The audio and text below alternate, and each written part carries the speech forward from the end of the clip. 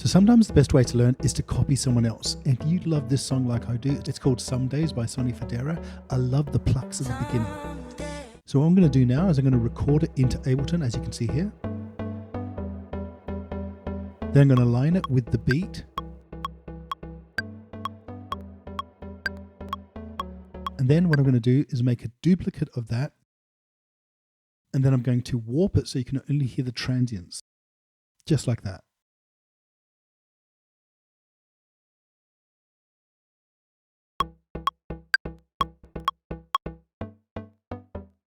Then I'm going to freeze and flatten the track.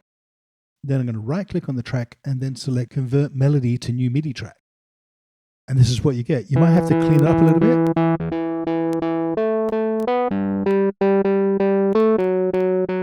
And then use a Spire plugin, which is a super cool plugin for plucks, and use this preset.